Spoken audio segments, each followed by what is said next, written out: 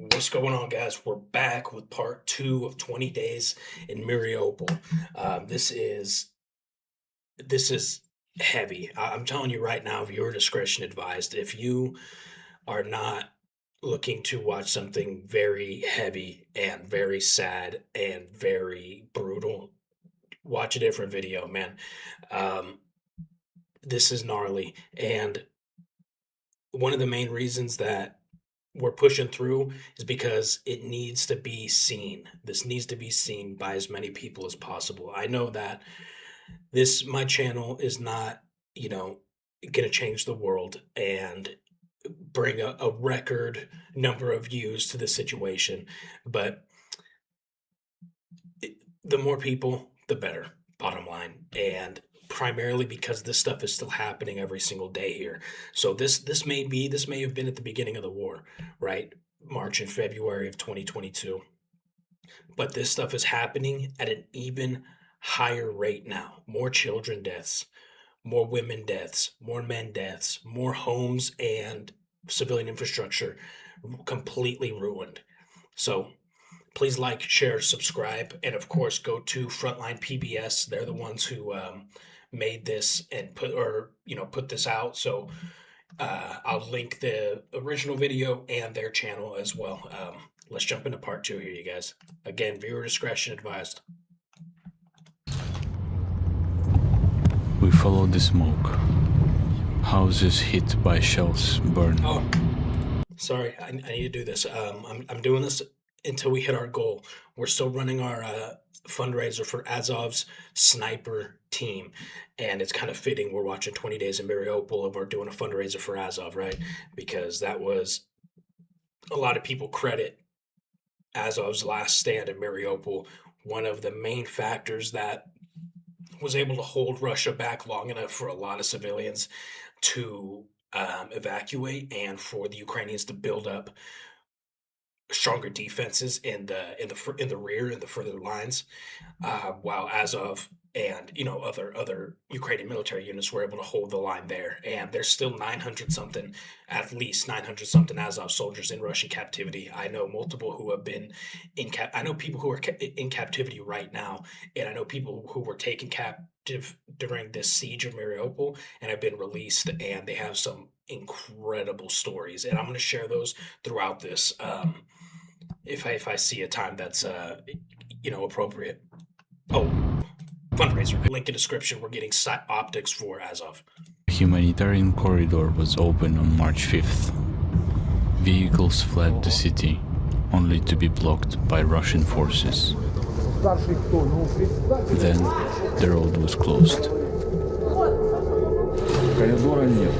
На сегодня коридора нет. Не договорились. Значит, все международные организации, которые только могут, максимально давят на всех участников конфликта, для того, чтобы они коридор организовали. Очень много гуманитарной помощи. Но за нее нужно тоже договориться, чтобы коридор открыли. Коридор коридором, а по коридору куда выезжать? Пока неизвестно. Либо информация. У нас нет никакой информации. Мы отрезаны полностью от Украины, от всей. Я вас буду говорить. Послушайте меня. А чтобы нас довезли. Послушайте меня. Снимите меня, может, мама увидит, а связи нет. Расскажите, как ситуация сейчас? Нет у нас ни воды, ни света, ни газа. Кушать готовим вот на улице. Вот дети боятся, стреляют. Ехали туда, на волонтеров.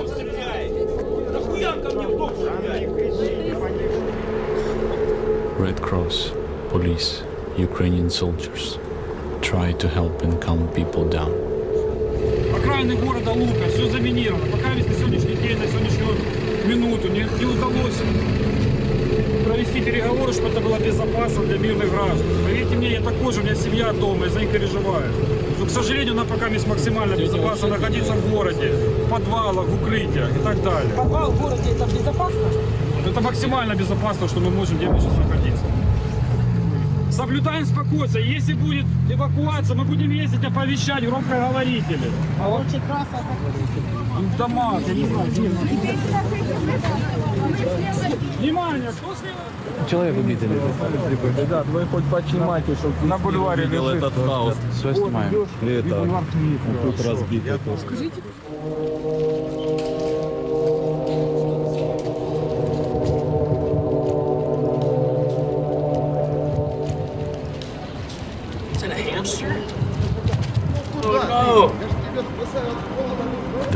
people realize that they are trapped, the more desperate they grow.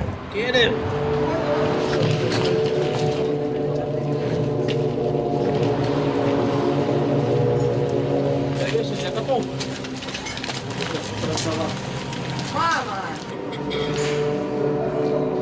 Yeah, I mean, if you're stuck in the city, dude, you gotta do what you gotta do.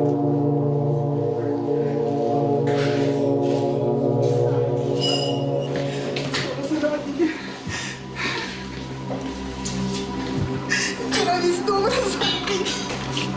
Машина загорела.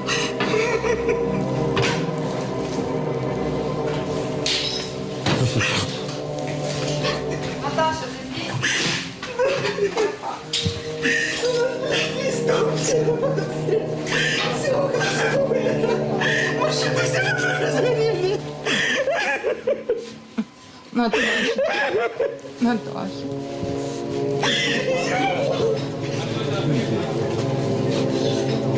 Вы люди или животные какие-то? Куда ты, скотина, вот взял игрушки? Вот скажи мне, пожалуйста. Вот скажи, ты что, сука, будешь в мяч сейчас играть? Зачем вы это все воруете? А что ты сюда вообще зашел? Куда вы лезете? Вы животные, куда вы претесь? Тут что вам, блядь, лапочка раздата или что? Что вы лезете на чужое, воры? Давай домой, нахуй. Домой. Снимай их домой. Spartan can't. Банки грабят, нахуй, пидорасы. Гандоны, блядь, ебучие.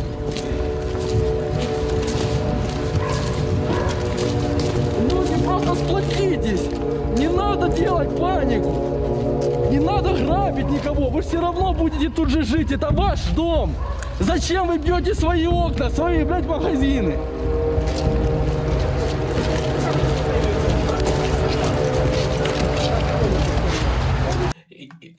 This is tough for me because, you know, being an American, you see, when I see, you know, riots and looting in the United States, it's some stupid shit, right?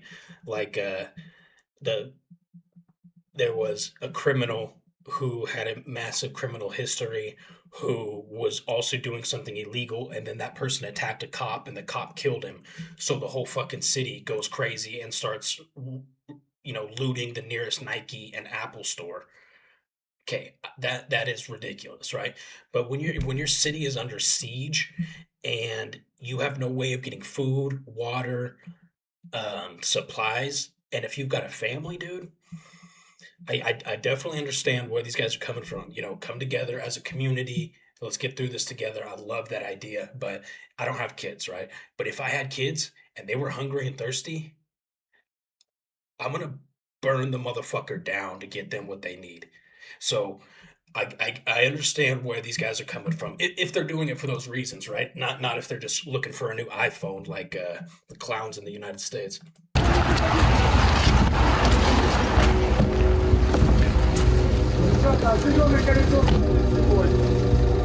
В первую очередь женщины, дети, старики, мужчины. Вы можете пойти и найти воды. По Мариуполю есть криницы. Там, где постмост, есть криницы. Есть баклажки. The city changed so much, so quickly. When we were in the hospital, one of the doctors told me, war is like an X-ray. All human insides become visible. Wow.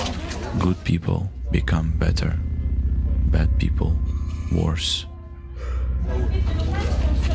Вася тоже выжить хочет. That's profound. Где ты его взял?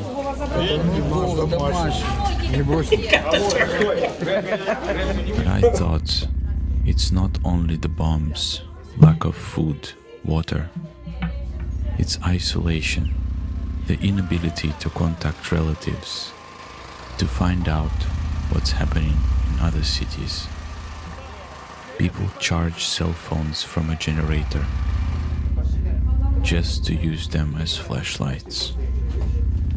Cut off. We feel the same. We still cannot send our images.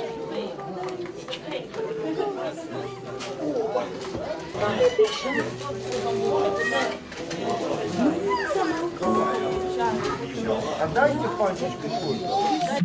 it's interesting. I want to go back to what he said about the X-ray. War is like an X-ray. It exposes the inside of people, right? Metaphorically, like it shows good people. They're really good. Bad people get worse. Good people get better. Blah blah blah. Something that I've said in a lot of my videos here since the beginning of this channel is specifically referring to combat in Ukraine is I would say, and I still say, it has a funny way of bringing the authenticity out of people. And if you get the bullshitters, the people that come into the country, you know, they're here for the wrong reasons, right? They just want to get kills or stack bodies. That comes out when they get out to the front line, because that's not enough motivation to fight in this war. Those guys will get scared and they'll end up leaving, bottom line. People who are here for the right reasons, they hunker down and they deal with all the chaos that's out there on the front during the combat situations. So it's interesting. I say the exact same thing, just in a different kind of context, or similar context, but more of combat context. And he's saying same thing, but here with civilian life in the cities that are under siege.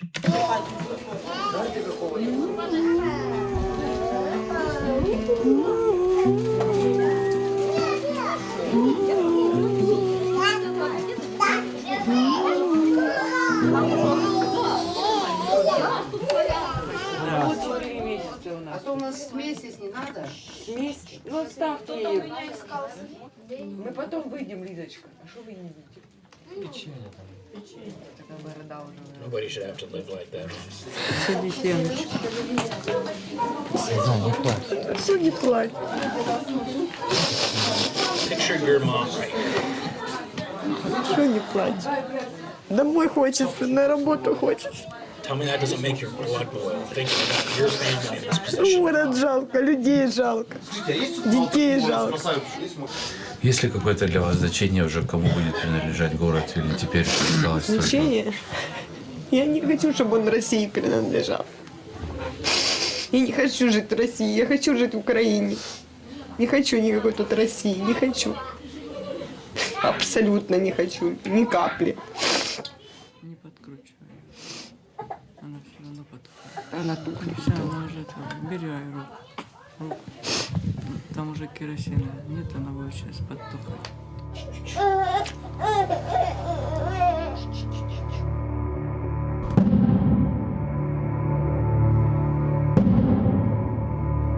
That night, as we watch artillery shooting, our phones suddenly pick up connection. I split the footage into 10-second clips, set 3 phones on a windowsill, and sent. Bombs continued to rain down on the southern Ukrainian city of Mariupol, which was fully surrounded by Russian troops. The Russians say they aren't targeting civilians. This is 18-month-old Krill. Medics try to save the boy. They cannot.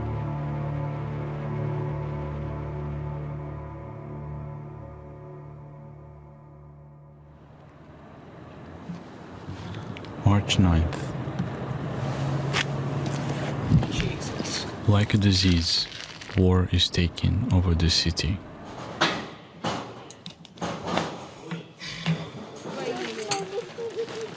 We are back at the emergency hospital number 2. The few city workers that are still on duty collect bodies to be buried. I recognize this sheet. It's Ilya, the boy who was killed playing soccer.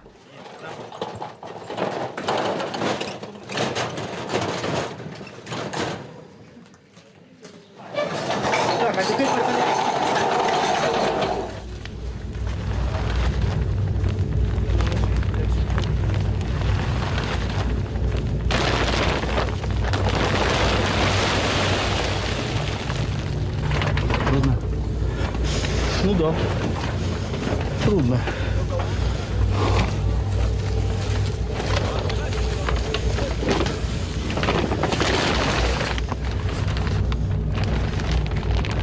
Somewhere among these black bags lie the other children we filmed. I knew someone who did this. This was their job in the eastern part of Ukraine, where they would basically pack up the dead bodies and take them to graves and stuff, and the body recovery and stuff. Not in hot zones, but in like not in the front line, but like still in hot cities like this. And he told me that it basically removes your soul. He said something, I don't remember it exactly, but to the extent of everybody removes a little bit of your soul. Every body that you bury removes a little bit of your soul. And I was like, fuck. Because I mean that makes so much sense, right? I I remember every single dead body that I've ever seen. And I don't have like a photographic memory. I don't have like big brain special, anything like that. Average guy, average brain, and I remember every single body that I've seen. And I couldn't imagine being in this position. And I guess my point is that it's affected me. Not at the time, not in the moment, but like down the line, you always think about these things, or I do. I'm sure these people do, man. I could not imagine. I remember when he told me that, I was like, that's a job I could never do. Put a rifle in my hand and shoot at a Russian, maybe, right? Okay.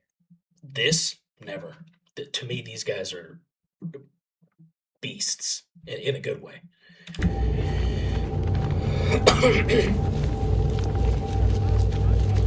But they're doing what needs to be done, is the bottom line. Nobody wants to do this fucking job.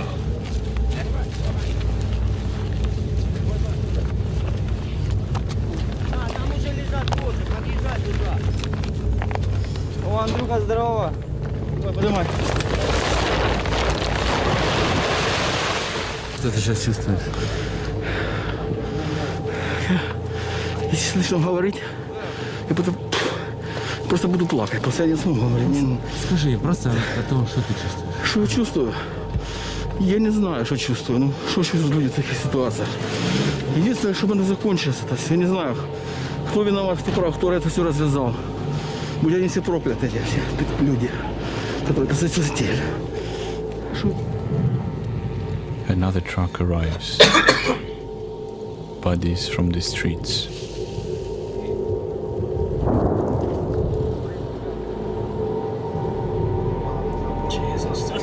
My brain will desperately want to forget all this, but the camera will not let it happen.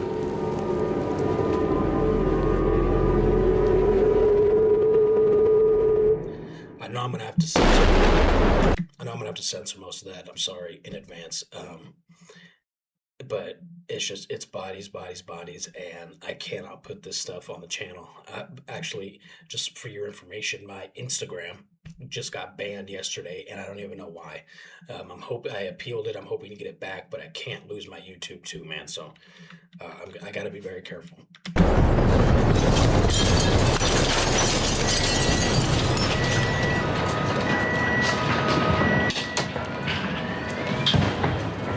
The shockwave. Ears and skin feel the change of pressure.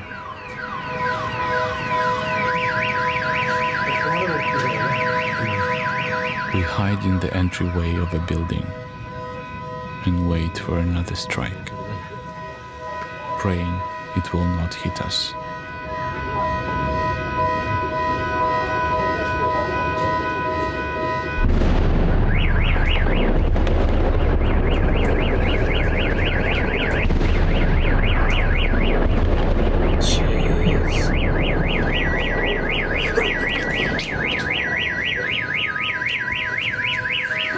Я здесь закрыта.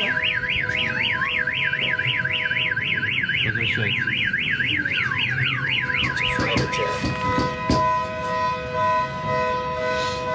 Да куда он сбросил? Туда. А что там? We go to the top of the building. and see the smoke just a few blocks away. It's a hospital.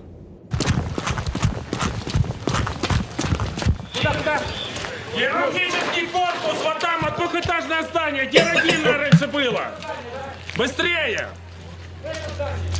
Вон там, аж туда едьте, быстрее, там гинеколог ждет.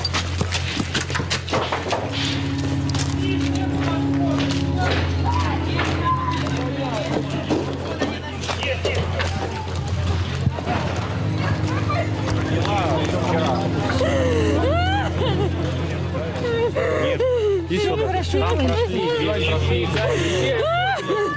Куда сходить? Куда идем? Вы будете, да? Все нормально, все хорошо. А где она, блядь, я не знаю. Куда вы хотите? Вопрос только в вами.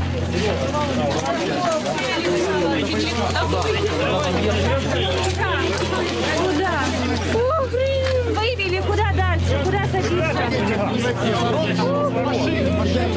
Машины не целые! Девочки, потихоньку, выходите. Мама, что? Все. Заходите. Тихо, спокойно. Без паники. Осторожно.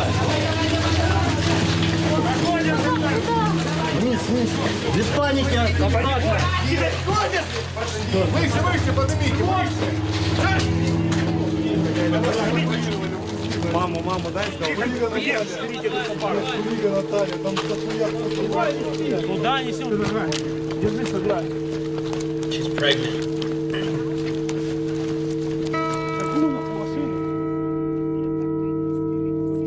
And her stomach's bleeding. Jesus.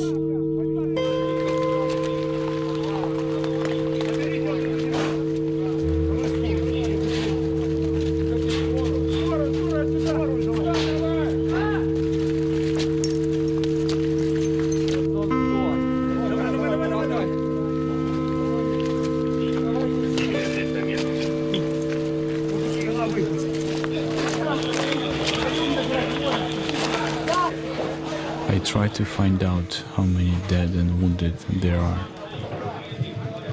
But in this chaos, nobody can answer. Где? Мать ее. Сейчас. Куда? Надо, наверное, на второй дом отвезти. На Украину.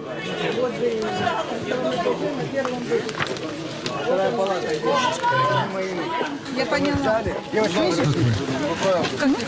Хорошо. Себя чувствую хорошо. Да, пойдемте, пожалуйста. Спасибо большое. Первый на связи, в больнице нахожусь.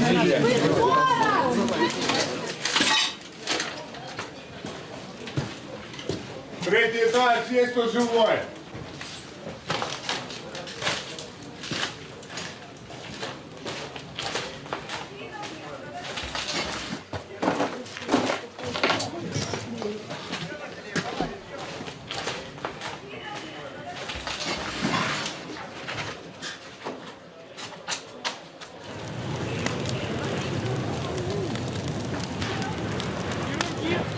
Вы хоть где-то сняли, которые вывозили?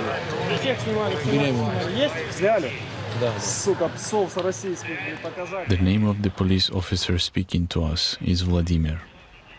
He wants to make a statement. Так, пошли. Сьогодні російські загарбники скоїли тяжкий злочин. Вони нанесли бомбовий удар по центру міста Маріуполя. Вони зруйнували бомбами роддом, пологовий будинок. And then he asks once more. Russian troops commit war crimes. Our family, our women, our children need helps. Our people needs help from international society. Please help Mariupol.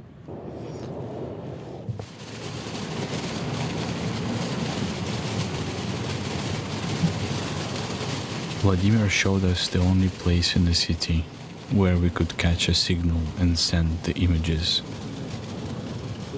Прямо, вот здесь. Outside a looted grocery store on Budivelnikiv Avenue. Самолет. Блять, прячемся. Могут, блядь, лупануть сюда. Пацаны.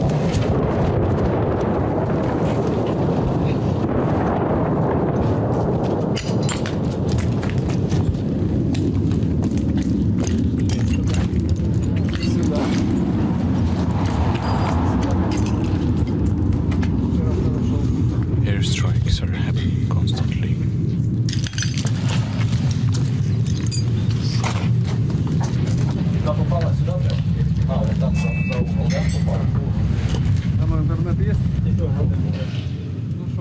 Vladimir said the footage from the maternity hospital will change the course of the war.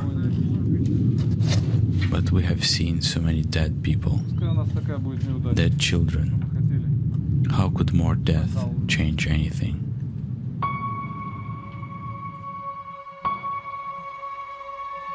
Airstrikes on the southern city of Mariupol destroyed a children's and maternity hospital. For once, the aftermath of a bombing here at the city's maternity hospital was filmed for the world to see. Horror and devastation. This is clearly the worst and most egregious attack we have seen in this war so far. Mundial por el bombardeo ruso a un hospital pediátrico en Mariupol. 攻撃は人道回廊のために合意された。 The Associated Press also reports that city workers have had to create a mass grave to bury the dead. Now, Ukrainian President Volodymyr Zelensky calling this attack a war crime. Усе, що окупанти роблять з Маріуполем, це вже за межою звірства.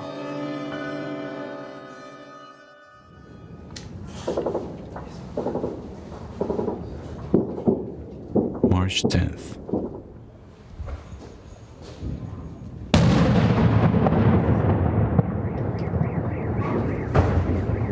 The city is still being bombed. And now I can also hear heavy machine guns. That means Russians have entered the city.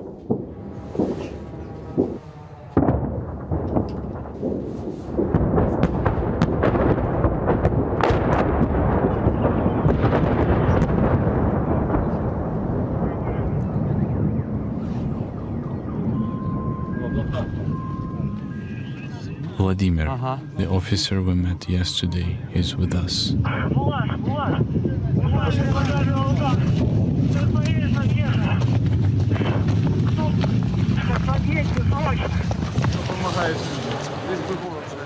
The last functioning fire department in the city, destroyed by another airstrike.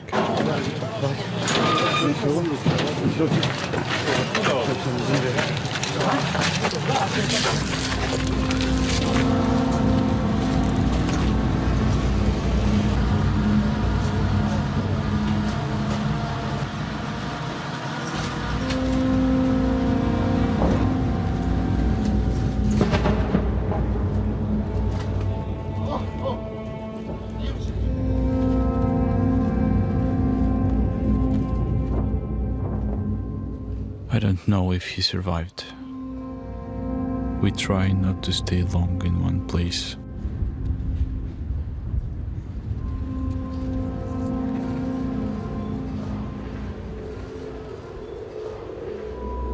The biggest university in the city was destroyed too.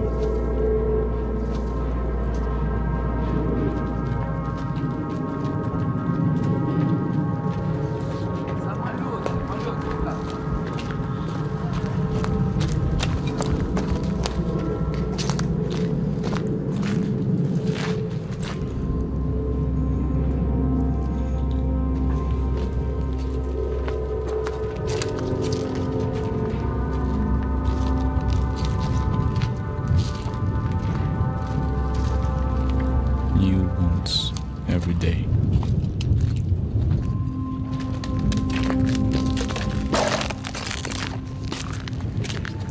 Что происходит, расскажите.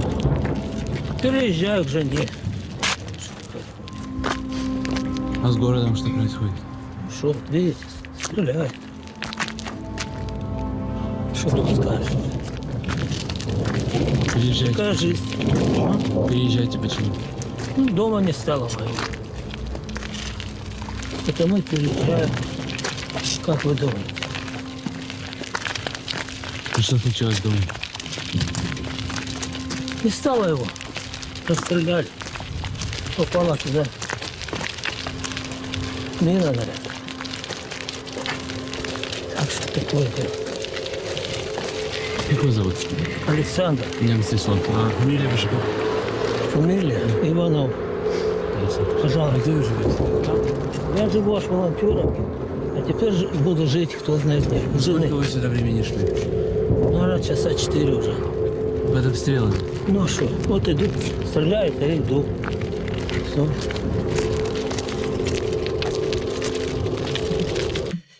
What I think about sometimes is I see the attitude of these Ukrainians, and I've seen it countless times now in the time that I've been here, and they're like, "This is life. Like, what are you gonna do?" And they just keep on trekking. They just keep moving. And I always wonder if, being an American, spending most of my life in the United States of America, if Americans would act like this as well, like just like, got to keep on keeping on, or if they would be not as resilient or maybe somehow more resilient. I don't know. But I think about that. I always wonder, like, if this were happening in the United States, let's say like where I was in Fort Worth, Texas, right? And you've got old cowboys walking down the street with a wagon. I wonder how they would be. When I think about Texas specifically, I'm like, those motherfuckers are tough. But I don't know. Maybe I don't know. I won't get political. I was gonna say, I wonder about like Los Angeles or New York or something, but who knows? I choose to believe Americans are still very resilient, even though the American government is completely a catastrophe. But Americans are still strong people. What would you do?